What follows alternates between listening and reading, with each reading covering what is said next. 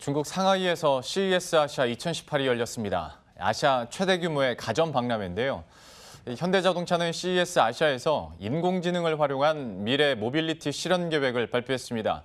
또 여러 중국 업체와의 협력 관계도 구축을 했는데 자세한 내용은 권순우 기자와 함께 알아보도록 하겠습니다.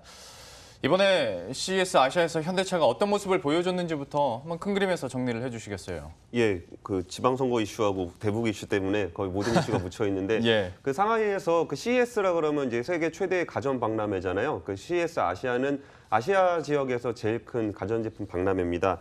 현대자동차는 그 CES 아시아에 참가를 해서 4가지 키워드를 제시를 했는데요. 먼저 그 인간, 고객, 환경, 사회에 대한 지속적인 기술 개발을 이야기했습니다. 정의선 현대차 부회장은 그 사람들이 보다 행복하고 건강한 생활을 영위하고 고객에게 새로운 경험과 가치를 제공하며 친환경차를 통해 깨끗한 환경에 기여하고 안전한 교통 환경을 조성할 수 있도록 인공지능을 활용한 미래 모빌리티 기술을 개발하는 데 힘쓸 것이라고 말했습니다. 중국이라고 하면은 아직도 그 낙후된 제조업 이미지를 가지고 계신 분들이 좀 있는 것 같은데요. 중국은 이미 세계 최고 수준의 기술 혁신 국가입니다. 정 부회장은 중국은 그 미국 실리콘밸리와 더불어 모빌리티 기술 혁신을 선도하고 있다고 말하면서 그 중국의 인공지능 IT 업체와의 협력 관계 구축에 대해서 이야기했습니다. 자, 그러면 이번에 제시한 이런 비전을 어떻게 실현할 것인지 구체적인 계획들이 나오고 있습니까?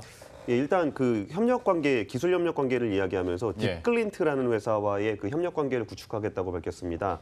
딥글린트라고 하면 굉장히 낯선 그 회사인데요.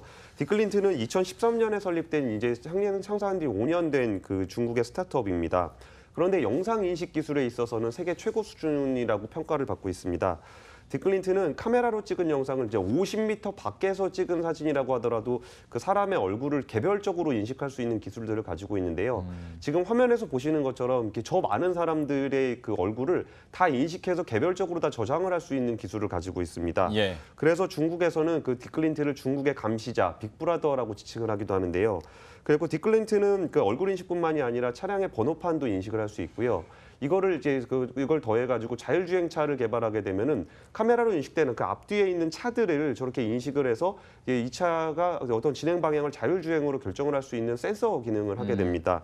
그래서 현대차는 이런 기술들을 토대로 자율주행차를 개발할 예정이고 이거를 이제 오픈 이노베이션, 그 여러 기업들과 함께 기술 개발을 하는 방식으로 자율주행차 개발을 추진할 계획입니다. 미션 임파서블에서나 나올 법한 그런 기술들인데 딥글린트 그 기업들도 한번 저희가 계속 기억을 해두고 현대차와의 또 시너지도 기대를 해보도록 하겠습니다. 그리고 그래도 우리가 좀 글쎄요, 덜이라고 하기보다 더 잘 알고 있는 바이두에 대해서도 한번 얘기를 해보도록 할 텐데 예. 아폴로 프로젝트에 대해서는 어느 정도 좀 알려진 바가 있긴 있는데 이게 예. 현대차와 어떻게 관계를 맺고 있는 겁니까? 그러니까 이번에 이제 아폴로 프로젝트에 참여를 하게 됐다고 하는데요. 예. 그러니까 바이두를 더 알려진이라고 표현하기에는 거의 세계 최고 규모의 이제 예. 인터넷 업체죠.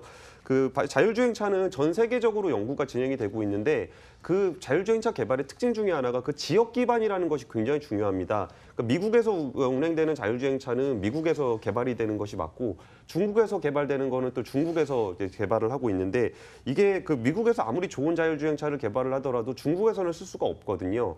그 이유 중에 하나가 고정밀 맵입니다. 맵. 지도가 잘 구축이 돼 있어야 되는데 그 고정밀 맵 같은 경우는 보안이 굉장히 철저하기 때문에 국가 안보와도 직결이 되기 때문에 현지에서 개발을 하는 것이 맞습니다. 그 바이두 같은 경우는 중국 시장에서 가장 방대한 지도 정보를 가지고 있는 회사이기도 합니다. 그래서 이제 이를 토대로 자율주행차 플랫폼을 개발하고 있는데 그 플랫폼 프로젝트 이름이 아폴로 프로젝트입니다. 중국에서 이제 자율주행차를 하려고 하면은 이 아폴로 프로젝트에 반드시 참여해야 된다는 이야기이기도 합니다. 그래서 아폴로 프로젝트에는 현대차뿐 아니라 다임러라든지 포드와 같은 세계적인 완성차 업체들, 뭐 델파이라든지 보쉬라든지 이런 최고 수준의 부품 업체들, 그리고 마이크로소프트 같은 IT 업체들도 참여를 하고 있습니다. 그 바이두는 내년까지 아폴로 2.0이 탑재된 자율주행차를 선보일 계획을 가지고 있습니다. 현대차는 이번에 그 바이두하고 아폴로 프로젝트에 협력을 하게 됐는데 이전에도 2015년부터 그 음성인식 기술이라든지 내비게이션 같은 경우에는 바이두와의 협력 관계를 지금 유지를 하고 있는 상황입니다. 그리고 또 한 가지가 요즘에 뭐 국내 정책으로도 수소차 얘기를 참 많이 하고 현대차에서도 뭐 개발을 계속 하고 있는 상황인데요. 또 수소차에 대해서 권순우 기자가 취재를 많이 해온 걸로 알고 있거든요. 예, 예. 뭐 관련해서 넥소 있겠습니다만 예. 중국 반응은 좀 어떻습니까? 중국 반응은 우리나라보다 훨씬 더 좋죠. 뭐 미세먼지가 더 심해서 그런 걸까요? 그렇죠. 네. 공기가 워낙 우리나라보다 더 안 좋기 때문에 예. 수소 전기차 같은 경우는 미세먼지를 빨아들이고 배기가스를 배출하지 않는 친환경차라서 중국에서는 훨씬 더 많은 관심을 받고 있습니다. 그래가지고 이제 그 현대차가 이제 넥소 부스를 굉장히 특이하게 꾸렸는데요. 그 밀폐된 공간 안에다가 넥소를 넣고 거기에 이제 미세먼지를 이제 강제로 주입을 하는 거죠.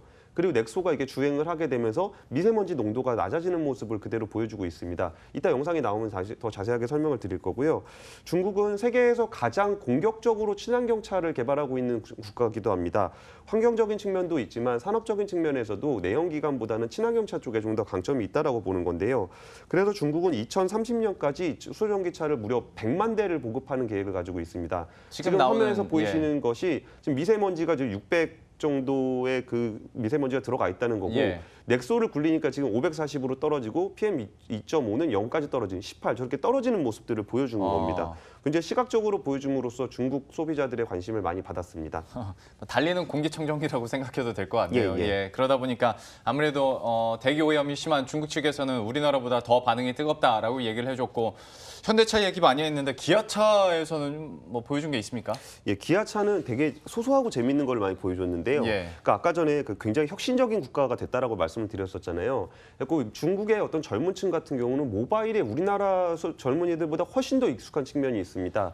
그래서 기아차 같은 경우는 텐센트의 어떤 뮤직 QQ하고 이제 인포테인먼트 시스템을 구축을 하는 거를 이제 내년에 적용할 계획인데요.